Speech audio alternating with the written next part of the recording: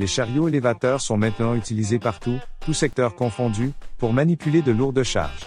Le travailleur doit donc connaître les bonnes pratiques à appliquer lors de leur utilisation. Il y a plusieurs types de chariots élévateurs, notamment le chariot à tablier rétractable, le chariot à poste de conduite élevable et le chariot à allée étroite. Voici les 5 causes d'accidents les plus fréquents. 1. Les lacunes.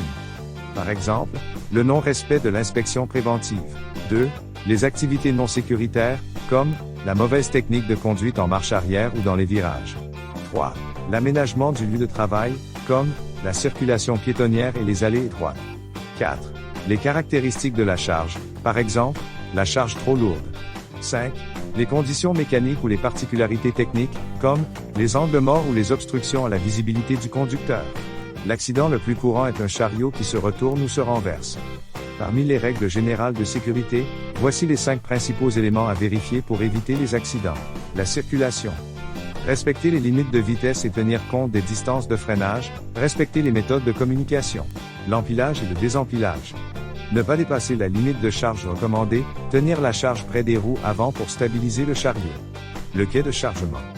Limiter l'utilisation de chariots élévateurs au propane et utiliser des chariots électriques, inspecter l'intérieur du véhicule et l'état des rampes. L'alimentation et la recharge. Porter les bons EPI, être à un endroit désigné. Et finalement, l'inspection. Avant d'utiliser votre chariot élévateur, vous devez en premier lieu effectuer une inspection complète de celui-ci avant chaque quart de travail. De plus, il y a 3 types d'inspection, l'inspection annuelle, l'inspection périodique et la vérification de la capacité de levage. La stabilité du chariot est cruciale en tout temps. Pour ce faire, il faut connaître le principe du triangle de stabilité. Nous pouvons décrire le triangle de stabilité par un triangle imaginaire formé par 2 points, partant des roues avant, pour se lier à un point situé au milieu de l'essieu arrière. Ainsi, pour que le chariot élévateur soit stable dans toute situation, il faut que le centre de gravité demeure à l'intérieur de ce triangle. Voici des exemples d'éléments qui affectent la stabilité des chariots. Le poids de la charge. La hauteur de la charge. Des virages ou des arrêts brusques. Un déplacement sur une surface inégale.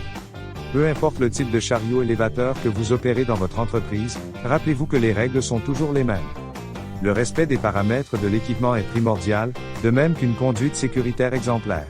De plus, vous vous tiendrez loin des événements pouvant mettre en danger votre vie et celle de vos collègues. N'oubliez pas qu'en plus d'une formation théorique, une formation pratique est souvent nécessaire et même obligatoire.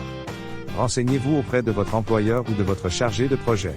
Pour en apprendre plus sur le sujet, veuillez consulter notre plateforme et catalogue e-learning, ainsi que nos services de formation et services professionnels en gestion des risques.